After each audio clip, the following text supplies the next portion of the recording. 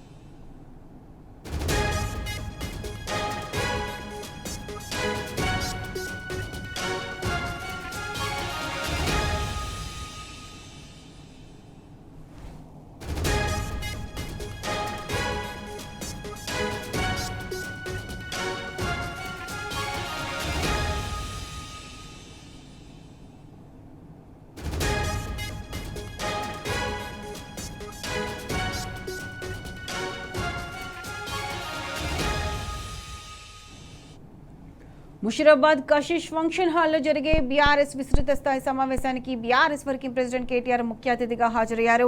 Party సభ్యత్వం, sir తదితర అంశాలపై బీఆర్ఎస్ శ్రేణులకు కేటీఆర్ దిశానిర్దేశం చేశారు. బీఆర్ఎస్ అధినేత కేసీఆర్ ఆదేశాల మేరకు ఈ సమావేశం నిర్వహిస్తున్నామని ముషీరాబాద్ ఎమ్మెల్యే ముఠా గోపాల్ తెలిపారు. మాజీ మంత్రి తలసాని శ్రీనివాస్ యాదవ్, ఎమ్మెల్యే ముఠా గోపాల్, ఎమ్మెల్సీలు వాణిదేవి, దేశపతి శ్రీనివాస్, దాసోజు శ్రవణ్ కుమార్, ఇతర నేతలు హాజరయ్యారు.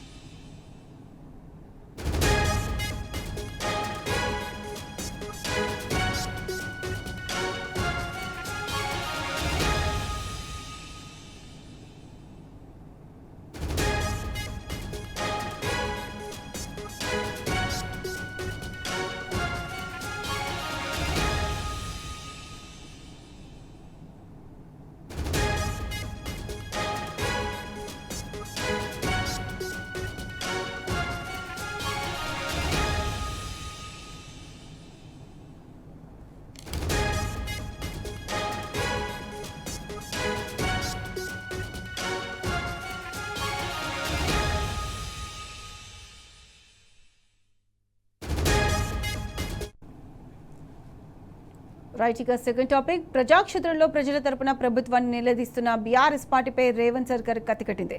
చట్టాలు తమకు చుట్టాలని నిరూపిస్తూ గులాబీ నేతలపై అక్రమ కేసులు పెట్టి బెదిరింపులకు పాల్పడుతుంది. ప్రజల కోసం పని చేయాల్సిన పోలీస్ వ్యవస్థ రేవంత్ రెడ్డికి జీ హుజూర్ అంటుంది. తాజాగా సింగరేణిలో సర్కార్ అవినీతిని ప్రశ్నించినందుకు బీఆర్ఎస్ నేత బాల్క పై పోలీసులు తప్పుడు కేసులు కుట్రకు తెగించారు. అక్రమైన కేసులో అన్యాయంగా అరెస్ట్ చేశారు. తెలంగాణ భవన్లో ఉండగా అరెస్ట్ చేసేందుకు పోలీసులు చుట్టుముట్టగా బాల్క సుమన్ను స్వచ్ఛందంగా వారికి లొంగిపోయారు. ఏసీపీ ప్రవీణ్ పోలీసు బృందంతో కలిసి తెలంగాణ భవన్లోనికి వెళ్లగా సుమనే ఎదురొచ్చారు. అక్కడి నుంచి సుమన్ను నాంపల్లి పోలీస్ స్టేషన్కు తరలించారు. 3 ఏళ్ల పాలనలో వారు ఇచ్చిన హామీలపై గట్టిగా మాట్లాడిన వారిపై కేసులు పెడుతున్నారని సుమన్ ఆరోపించారు.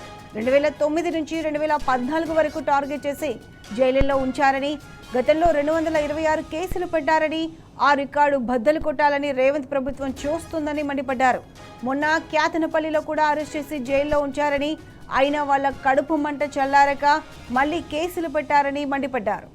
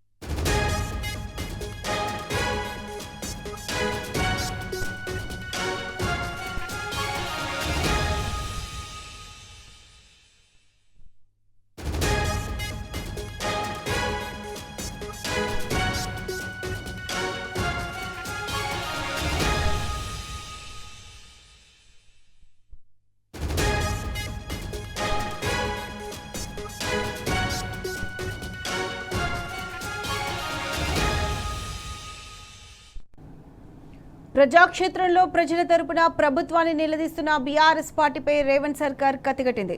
చట్టాలు తమకు చుట్టాలని నిరూపిస్తూ గులాబీ నేతలపై అక్రమ కేసులు పెట్టి బెదిరింపులకు పాల్పడుతుంది. ప్రజల కోసం పనిచేయాల్సిన పోలీస్ వ్యవస్థ రేవంత్ రెడ్డికి జీ హుజూర్ అంటుంది. తాజాగా సింగరేణిలో సర్కార్ అవినీతిని ప్రశ్నించినందుకు బీఆర్ఎస్ నేత బాల్క సుమన్ పై పోలీసులు తప్పుడు కేసుల కుట్రకు తెగించారు. అక్రమైన కేసులో అన్యాయంగా అరెస్ట్ చేశారు. తెలంగాణ భవన్లో ఉండగా అరెస్ట్ చేసేందుకు పోలీసులు చుట్టుముట్టగా బాల్క సుమన్ స్వచ్ఛందంగా వారికి లొంగిపోయారు. ఏసీపీ ప్రవీణ్ పోలీస్ బృందంతో కలిసి తెలంగాణ భవన్లోనికి వెళ్ళగా సుమనే ఎదురొచ్చారు. అక్కడి నుంచి సుమన్ను నాంపల్లి పోలీస్ స్టేషన్కు తరలించారు. 3 ఏళ్ల పాలనలో వారు ఇచ్చిన హామీలపై గట్టిగా మాట్లాడిన వారిపై కేసులు పెడుతున్నారని సుమన్ ఆరోపించారు. 2009 నుంచి 2014 వరకు టార్గెట్ చేసి జైల్లో ఉంచారని, గతంలో 226 కేసులు పెట్టారని, ఆ రికార్డు బద్దలు కొట్టాలని రేవంత్ ప్రభుత్వం చూస్తుందని మండిపడ్డారు. మొన్న క్యాతనపల్లిలో కూడా అరెస్ట్ చేసి జైల్లో ఉంచారని, అయినా వాళ్ళ కడుపు మంట చల్లారక మళ్లీ కేసులు పెట్టారని మండిపడ్డారు.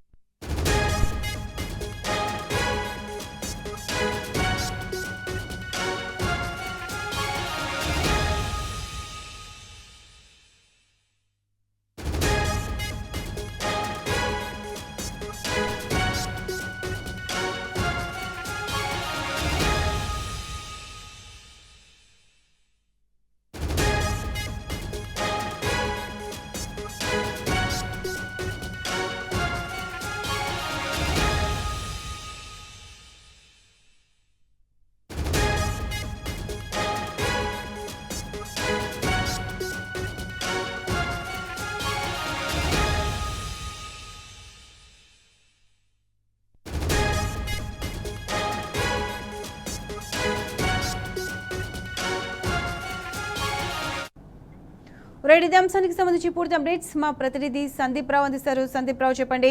సింగరేణిలో సర్కార్ అవినీతిని ప్రశ్నించినందుకు బీఆర్ఎస్ నేత బాల్క సుమన్ పోలీసులు అరెస్ట్ చేసి తీసుకెళ్లారు. దీనికి సంబంధించి అప్డేట్స్ ఏంటి? దాదాపు 3 గంటలు కావస్తోంది. 3 గంటలకు పైగా నుంచి విచారిస్తున్నారు బాల్క సుమన్ ని. ఇక్కడ నాంపల్లి పోలీస్ స్టేషన్ లో ప్రస్తుతము వీరితో పాటు బాల్క సుమన్ తో పాటు అలాగే వారి తరపు లీగల్ టీమ్ న్యాయవాదులు కూడా ఉన్నారు. అలాగే అటు సింగరేణి కాలనీస్ లిమిటెడ్ కి సంబంధించిన ప్రతినిధులు అలాగే వారి తరపు లీగల్ టీం కూడా ఇక్కడికి వచ్చి చేరింది. వారు కూడా ఇక్కడ వాళ్ళతో కూడా మాట్లాడుతున్నారు. మొత్తానికి మరొక గంట సమయం తీసుకునే అవకాశం అయితే కనిపిస్తుంది. మరి ఇక్కడ తదుపరి రిమాండ్ చేస్తారా? మరి 5 గంటల వరకు కోర్టు సమయం ఉంటుంది కాబట్టి ఒకవేళ కోర్టు సమయం ముగిసినా కూడా న్యాయమూర్తి నివాసంలో హాజరుపరుస్తారనేది తెలియాల్సింది. అంతకు ముందు అంటే కోర్టులో హాజరుపరిచే కంటే ముందు ప్రాథమిక అంటే ఇక్కడ హాస్పిటల్లో వైద్య పరీక్షలు నిర్వహిస్తారు. ఒకవేళ అరెస్ట్ చేయదలుచుకుంటే మొత్తానికి అయితే వీరికి సంబంధించి కేసుకు సంబంధించి 6 సెక్షన్స్ ఉండటంతో ఒక్కొక్క సెక్షన్ సంబంధించి అన్ని పూర్తి వివరాలు ఆరోపిస్తున్నట్టు మనకు తెలుస్తుంది. మొత్తంగా 3 గంటలకు పైగా అయింది. ఇంకా విచారణ మాత్రము కొనసాగుతుంది. Prateeksha. Right Sandeep, thanks for the updates.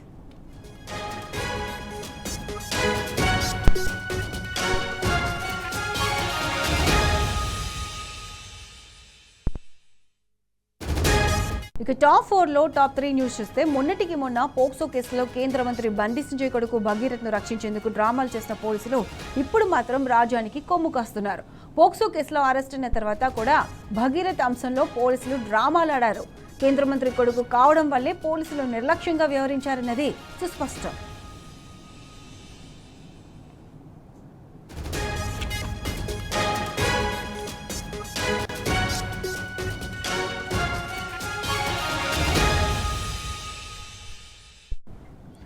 ఇదే అంశానికి సంబంధించి పూర్తి అప్డేట్స్ మా ప్రతినిధి రంజిత్ అందిస్తారు. రంజిత్, చెప్పండి. పోక్సో కేసులో అరెస్ట్ అయిన తర్వాత కూడా బండి భగీరథ్ అంశంలో పోలీసులు డ్రామాలు ఆడుతున్నట్లు తెలుస్తుంది. అసలు విచారణ ఏ విధంగా కొనసాగుతుంది? పూర్తి అప్డేట్స్ ఏంటి? ప్రత్యూష, ఏదైతే ఈ నెల 8వ తారీఖు జరిగినటువంటి మైనర్ బాలిక అత్యాచారం కేసుల్లో నిందితుడికే పోలీసుల రక్షణ, పార్టీల నిర్లక్ష్యంపై వెలివెత్తుతున్న ఆగ్రహం వ్యక్తం చేస్తున్నారు సామాన్యుల నుంచి విశ్లేషకుల వరకు. ముఖ్యంగా చూసుకున్నట్లయితే సమాజం తలదించుకునేలా మైనర్ బాలిక అత్యాచారం కేసులో పోలీసుల యొక్క తీరు ఇప్పుడు తీవ్ర విమర్శలకు దారితీస్తుంది.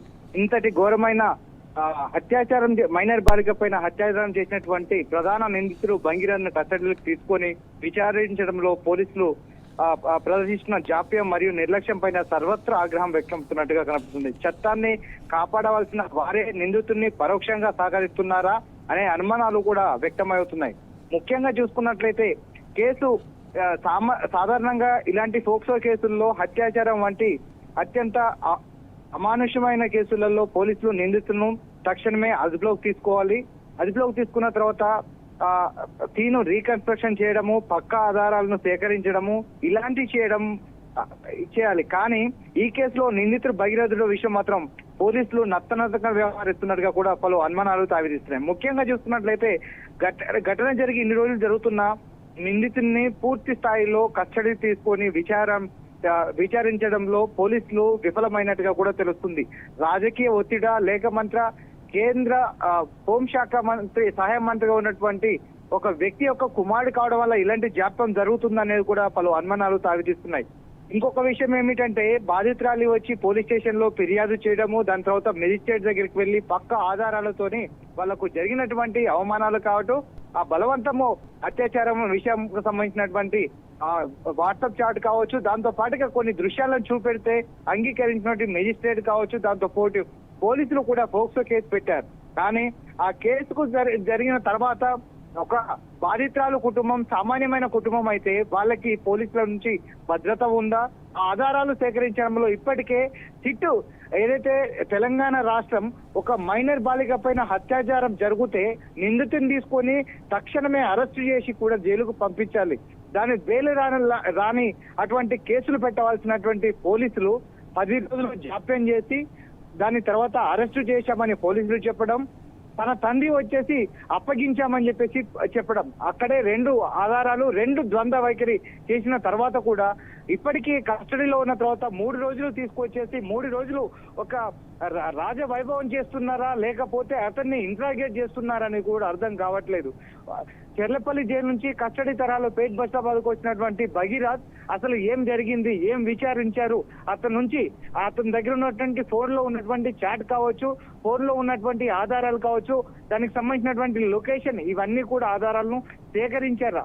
దీంతో పాటుగా కూకట్పల్లి డీసీపీగా ఉన్నటువంటి రిత్రాజ్ ఆధ్వర్యంలో సిట్టు కూడా ఒక దర్యాప్తు బృందం వేశారు. ఈ సిట్టు వాళ్ళు కూడా ఈ 3 రోజులలో కస్టడీ తీసుకున్నారా? తీసుకున్నట్లయితే ఆధారాలను ఏం తీసుకున్నారు? ఈ ఆధారాలు తీసుకున్న సమయంలో బాధితురాలు ఎవరైతే ఉన్నారో బాధితురాలు వాళ్ళ కుటుంబంని కస్టడీ తీసుకున్న సమయంలో వాళ్ళని తీసుకొచ్చి వాళ్ళ నుంచి ఎవరైనా వివరాలు సేకరించారు అంటే ఏమీ కూడా చెప్పలేకుండా మౌనవ్రతాన్ని పాటిస్తున్నారు తెలంగాణ పోలీసులు. ఇంతటి జరుగుతున్నప్పటి 3 రోజుల కస్టడీ అనేది ఎందుకు వేశారు? అసలు నిందితుని తీసుకున్న తర్వాత ఏదైతే మళ్ళీ కోర్టుకు సబ్మిషన్ చేసిన తర్వాత కోర్టు నుంచి మళ్ళీ చెర్లపల్లి జైలుకు పంపించారు అంటే ఇంతవంటి రాజగౌరవాలు జరుగుతున్నటువంటి ఈ యొక్క తెలంగాణ రాష్ట్ర పోలీసులు కావచ్చు, దాంతో పాటుగా రాజకీయ నాయకుల యొక్క కొడుకులు అయితే ఒక విధంగా, సామాన్యుడు అయితే ఒక విధంగా ఉంటుందని కూడా ప్రతి ఒక్కరు విమర్శించే పరిస్థితి కనబడుతుంది. ఒక సామాన్యుడు నుంచి మామూలుగా ఎవరైనా మధ్యతరగతి తరహా వాళ్ళకు ఉన్నటువంటి కేసులు నాన్ బెయిలబుల్ కేసులు పెట్టడము, సెక్షన్లు పెట్టడము, ఆఖరికి ఎవరైనా జరిగిన విషయాన్ని చెబితే వాళ్ళపైన కూడా కేసులు పెట్టే రోజులలో తెలంగాణ పోలీసులు తయారయ్యారు తప్పితే బాధితురాలి పరంగా కూడా వాళ్ళకు జరిగినటువంటి అవమానాలను కావచ్చు, దాంతో పాటుగా వాళ్ళకు జరిగినటువంటి ఇంత జరుగుతుంటే వాళ్ళకు భద్రత కూడా కనీసం కేటాయించలేదు తెలంగాణ పోలీసులు. పరోక్షంగా కూడా రాజకీయాలు అంటే పార్టీలు వేరినప్పటికీ కూడా ఇద్దరు కలిపి జరిగేటువంటి ఇప్పటికే రాష్ట్రానికి జరిగినటువంటి ఏదైతే ఈ గత ప్రభుత్వంలో చేసిన అభివృద్ధి కావచ్చు, డెవలప్మెంట్ ను నాశనం చేయడంలో ఇప్పుడున్నటువంటి కాంగ్రెస్ ప్రభుత్వంతో జత కట్టినటువంటి బీజేపీ నాయకులు ఈ 2 కూడా వాళ్ళ యొక్క చేస్తున్నటువంటి నీచ రాజకీయాలు కావచ్చు, పిల్లల పైన చేస్తున్నటువంటి అమానుష్యమైనటువంటి ఘటనలను కూడా ఒకరికొకరు వంత పాడుతున్నారు తప్పితే తెలంగాణ ప్రజలను కావచ్చు, మైనర్ బాలిక కుటుంబానికి న్యాయం జరిగే విషయంలో కూడా రాష్ట్ర ప్రభుత్వం విఫలమైందని చెప్పేసి సర్వత్రా ప్రశ్నలు వెలువెత్తుతున్నాయి. ఇకపోతే విశ్లేషకులు కావచ్చు, సామాన్యులు సైతం ఈ విధంగా కస్టడీకి తీసుకోవడం, వాస్తవానికి సాయంకాలం 8 గంటల సమయంలో అరెస్ట్ అయినటువంటి బండి భగీరథ్ ని కనీసం తీసుకున్న తర్వాత ఇంట్రాగేట్ చేయలేదు. దీనికి జరిగినటువంటి ఏదైతే విచారణ నేపథ్యంలో 8 గంటలకు అరెస్ట్ చేసిన తర్వాత అదే రాత్రి 11 గంటలకు తీసుకెళ్లి పోక్సో కేసులో చెర్లపల్లికి జైలుకు తరలించారు తప్పితే ఆ రోజు విచారణ చేయలేదనేది కూడా పలు అనుమానాలు. దాని తర్వాత తీసుకొచ్చిన 3 రోజులలో కేవలం రాజకీయ ఒత్తిడిలోకి దాని ప్రకారం as per procedure, police procedure కావచ్చు, కోర్టు ప్రొసీజర్ కావచ్చు, ఈ రెండింటిని అనుసరిస్తుకుంటూ అనుకుంటూ వాళ్ళు ఇంట్రాగేట్ చేశారు తప్పితే కస్టడీలో ఎలాంటి కూడా లోతు అభిప్రాయాలు కావచ్చు. దాంతో పాటుగా చట్టపరంగా చూసుకున్నట్లయితే దీనికంటే ఎక్కువ శిక్ష పడి 20 ఏళ్ల పైన శిక్ష పడేటువంటి అత్యాచారం చేసినటువంటి బండి భగీరథ పైన ఎలాంటి శిక్షల పైన చర్యలు తీసుకుంటారు, ఎలాంటి శిక్షలు వేస్తారని కూడా ప్రతి ఒక్కరూ వేచి చూడాల్సిన పరిస్థితి కనబడుతుంది. ప్రత్యూష, రంజిత్ చెప్పండి, అంటే ఈ బండి భగీరథ్ విషయంలో పోలీసుల వైఫల్యం స్పష్టంగా తెలుస్తుంది. అంటే రేవంత్ ఆడమన్నట్లు కూడా పోలీసింగ్ వ్యవస్థ ఆడుతున్నట్టు కూడా తెలుస్తుంది. సో దీనిని ఏ విధంగా అనుకోవచ్చు అంటారు? ప్రత్యూష, రెండు పార్టీలు దొందే అనే విధంగా కూడా జరుగుతున్నటువంటి ప్రత్యక్షమైన ఘటనలు మనం చూసుకోవచ్చు. ఆల్రెడీ ఫోక్సో కేసులో నిందితుడైనటువంటి బండి భగీరథ్ ఒక తండ్రి, దాంతో పాటుగా స్వయాన హోంశాఖ మంత్రిగా ముఖ్యమంత్రిగా ఉన్నటువంటి రేవంత్ రెడ్డి ఇద్దరు కలిపి ఒకే వేదిక మీద ఉన్న తర్వాత 8 రోజుల వరకు ఒక నిందితుని పట్టుకోలేకపోయారు తెలంగాణ పోలీసులు, కనీసం ఇంటికి పంపించలేకపోయారు తెలంగాణ పోలీసులు. అలాంటిది ఒక సామాన్య బాలికకు జరిగినటువంటి అన్యాయం పైన ఇంట్లో ఉన్న కొడుకుని పెట్టుకున్న తర్వాత కూడా స్టేజీల పైన ఉపన్యాసాలు ఇస్తుంటే ఇద్దరు కలిసి నవ్వడం, ఒకే వేదిక పైన మాట్లాడుకోవడం, దాని తర్వాత 8 రోజులు జాప్యం చేయడం, దానిని ప్రశ్నించినటువంటి టీవీస్ కావచ్చు, బీఆర్ఎస్ పార్టీకి సంబంధించినటువంటి ఆర్ఎస్ ప్రవీణ్ కుమార్ లాంటి నాయకులు ప్రశ్నించిన తర్వాత ఏమి చెప్పలేక ఏమి తోచలేక ఖచ్చితంగా అరెస్టు చేయకపోతే తప్పదు అనే దానితోనే ఒక సిట్ కమిటీ విచారణ, ఒక ఫోక్సో కేసులో ఒక బాధితురాలని అత్యాచారం చేస్తే 18 సంవత్సరాలు నిండని అమ్మాయి పైన అత్యాచారం చేస్తే అతని పైన సిట్టు దర్యాప్తు చేస్తారా?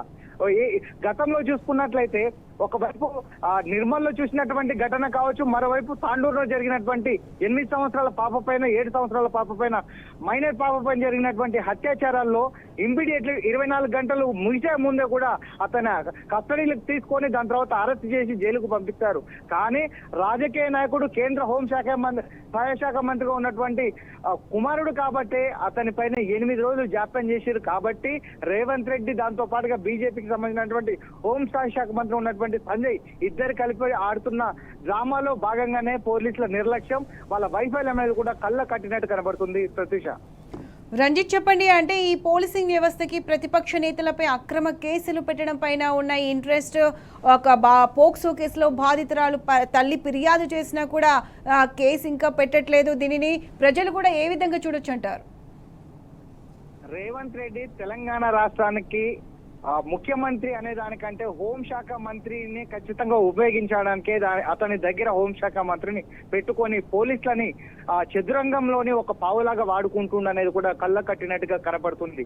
వాళ్ళు ప్రజలకు ఇచ్చినటువంటి తప్పుడు హామీలు కావచ్చు, సంక్షేమ పథకాలు ఇప్పిస్తామని అబద్ధపు హామీలు కావచ్చు, దాంతో పాటుగా అభివృద్ధి లేక 2.5 సంవత్సరాలలో తెలంగాణ రాష్ట్రం కూడా ఎట్లయితే ఎడారిలాగా మారిందో ఆ ఎడారిలాగా జరిగినటువంటి తెలంగాణ రాష్ట్రంలోని అభివృద్ధి కావచ్చు, సంక్షేమ పథకాలు ఇవన్నిటిని ప్రశ్నిస్తున్న నాయకులు మాట్లాడేటువంటి గొంతులు ఎవరైతే ఉన్నాయో వాళ్ళందరినీ టార్గెట్ చేస్తూ అక్రమ అరెస్టులు చేస్తూ వాళ్ళని పోలీస్ స్టేషన్ లో పంపించడం, దాంతో పాటుగా జైలుకు పంపించడమే వాళ్ళు చేసే అభివృద్ధి, వాళ్ళు చేసేటువంటి ప్రభుత్వం యొక్క సేవ అనేది కూడా చెప్పక తప్పదు. ముఖ్యంగా చూసుకున్నట్లయితే ఒక మైనర్ బాలికపై జరిగినటువంటి అత్యాచార కేసులో దాదాపు 20 రోజులు దాటి 8వ తారీఖు నుంచి 29వ తారీఖు అంటే దాదాపు 21 దినాలలో పోలీసులు తీసుకున్నటువంటి చర్యలేమిటి?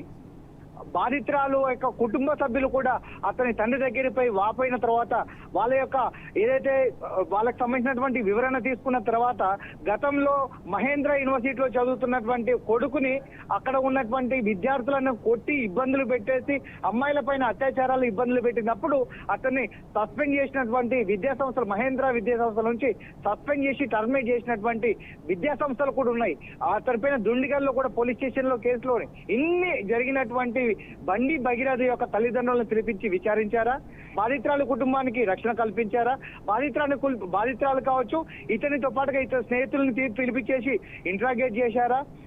సిట్ విచారణలో వచ్చేసి సిట్ విచారణ ఏమైనా ముందు జరిగిందా?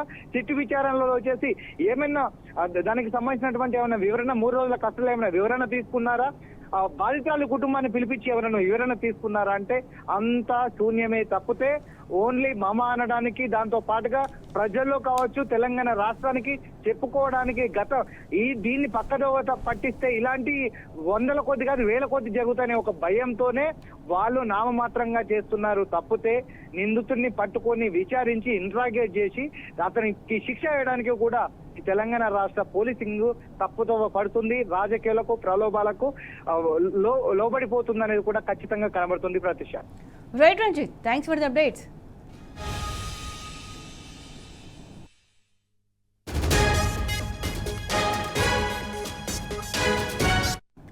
ఫార్మాసిటీ భూములను ఫ్యూచర్ సిటీకి అప్పగించేందుకు సర్కార్ చేస్తున్న ప్రయత్నాలపై రైతులు భగ్గుమంటున్నారు. హైకోర్టు స్టే ఉన్న భూముల్లో ఫార్మాసిటీ పేరిట పనులు చేయడంపై ఆగ్రహం వ్యక్తం చేస్తున్నారు. రంగారెడ్డి జిల్లా యాచారం భూములను తీసుకోవద్దంటూ ఇందిరా పార్క్ దగ్గర రైతులు ధర్నా చేపట్టారు. కోర్టు స్టే ఉండగా రీసర్వే ఎలా చేస్తారని యాచారం రైతులు ప్రశ్నిస్తున్నారు. అక్రమ భూముల సేకరణ నిలిపివేయాలంటూ ధర్నా చేస్తున్నారు. ఫార్మాసిటీ జీవో 31 రద్దు చేయాలని, రైతుల భూములను రైతులకే ఇవ్వాలని నినాదాలు చేశారు. యాచారం భూములను ఆన్లైన్లో చేర్చి రైతులకు రైతు భరోసా ఇవ్వాలని డిమాండ్ చేస్తున్నారు.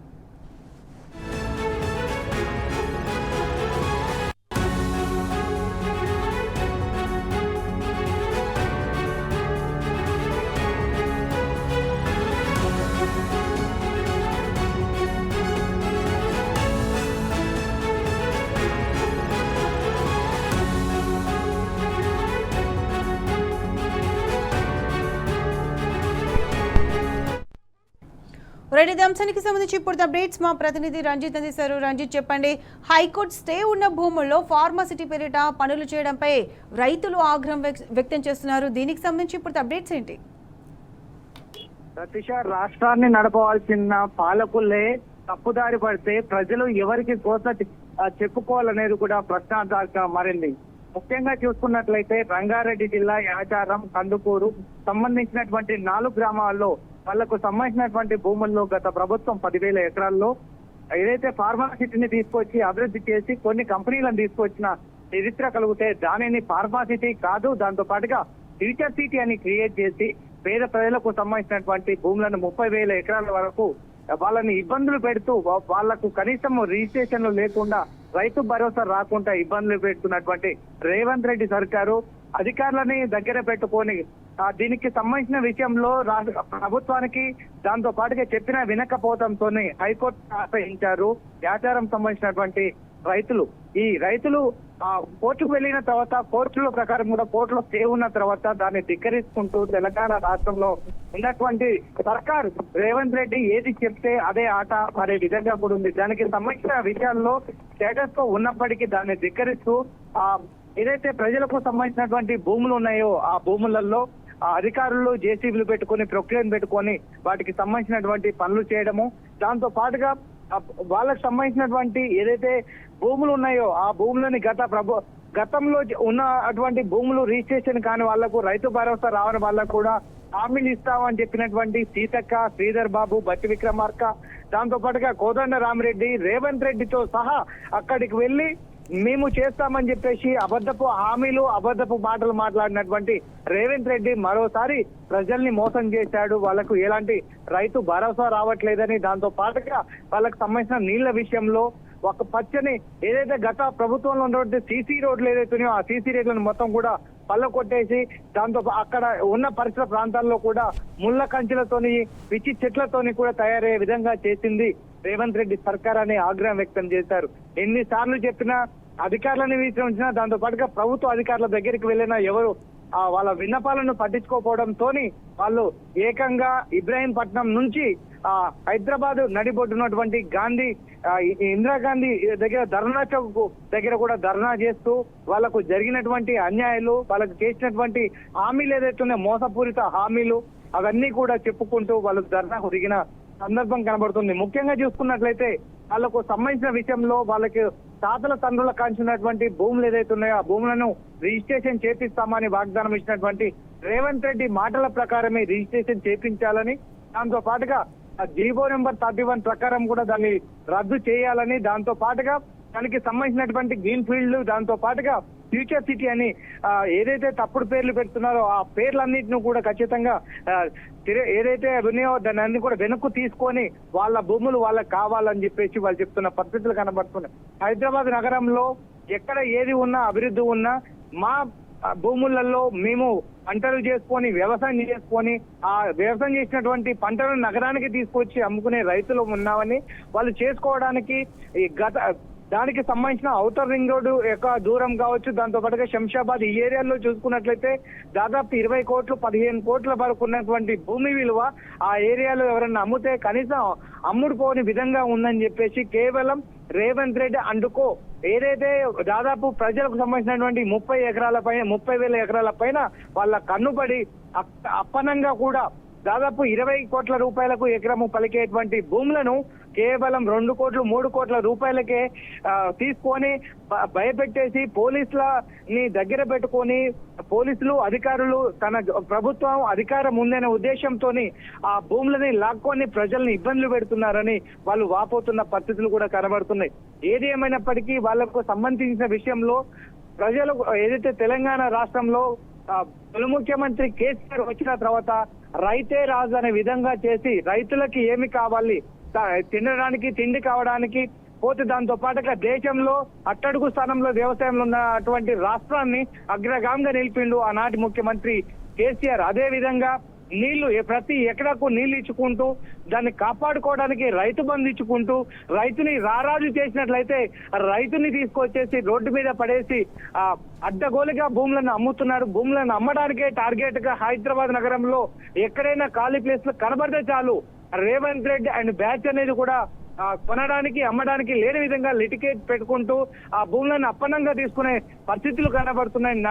నగరంలోని నడిబొడ్డున ఉన్నటువంటి ప్రభుత్వ భూములను సైతం కూడా దాదాపు వేలం వేసి అమ్ముతున్నాడు. ఇకపోతే రైతులు రాజులుగా ఉన్నటువంటి రోజులలో రైతులకున్న భూములని ఫార్మాసిటీ పేరిట గత ప్రభుత్వం చేసిందంటే దానికి ఉన్నటువంటి ఫార్మా కంపెనీలు రావడం, దాంతో పాటుగా దాని చుట్టుపక్కల రేడియేషన్ లో ఉన్నటువంటి భూములకు విలువ పెరగడం వల్ల రైతు రాజైన చరిత్ర గత ప్రభుత్వంలో ఉంటే దాదాపు 30,000 భూములను లాక్కోవడానికి ఫ్యూచర్ సిటీ చేయడానికి ఒక కంపెనీ రాలేదు, ఒక ఎస్టాబ్లిషన్ కాలేదు, ఒక ఇటుకపెట్ట కట్టని యొక్క భూముల్లో మా భూములను తీసుకొని కేవలం కాంగ్రెస్ ప్రభుత్వానికి కోవట్టులుగా బత్తాసులుగా పలికే వ్యక్తులకు మాత్రమే ఇలాంటి భూములు అప్పగించడానికి తమ యొక్క పొట్టను కొడుతున్నారు, తమ యొక్క భూములను లాక్కుంటున్నారని కూడా అక్కడ ఉన్న ప్రజలు కావచ్చు, ఎస్టీలకు సంబంధించినటువంటి మహిళలు కూడా తమ కుటుంబ సభ్యులతో చిన్నలు పెద్దలు ముసవాళ్ళు సైతం అక్కడికి వచ్చి వాళ్ళ యొక్క బాధలు చెప్పుకుంటూ ఫార్మాసిటీ వద్దు,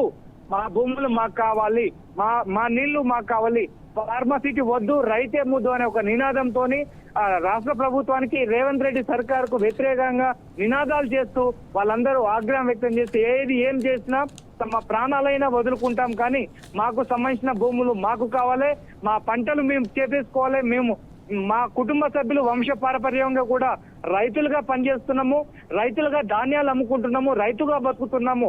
ఈ రోజు అది అమ్ముకొని పోయి అక్కడ ఉన్నటువంటి గ్రేటర్ కమ్యూనిటీ ఉన్న వాళ్ళ దగ్గరికి వెళ్ళి పాచి పని చేసుకొని బతకాలా, చదువు రాని వ్యక్తులు మేము ఎక్కడికి వెళ్ళాలని కూడా వాళ్ళు సర్వత్రా ప్రశ్నలు వ్యక్తం చేస్తున్నారు. ఏది ఏమైనప్పటికీ ఫార్మా సిటీకి సంబంధించిన భూముల్లో దానికి రిజిస్ట్రేషన్లు చేస్తాము, ప్రజలకు అండగా ఉంటాము, రైతుల్ని రాజు చేస్తామని తప్పుడు వాగ్దానాలు ఇచ్చి పంచాలు కట్టుకొని అక్కడికి వెళ్లి ప్రజల యొక్క కష్టాలు తీరుస్తామని అబద్ధపు హామీలు ఇచ్చినటువంటి కాంగ్రెస్ మంత్రులందరూ కనపడటం లేదు అని చెప్పేసి ఏకంగా ఫ్లెక్సీలు పెట్టేసి వాళ్ళు ధర్నా చేసిన పరిస్థితులు కనబడుతున్నాయి. Pratyusha. Right Ranjith, thanks for the updates.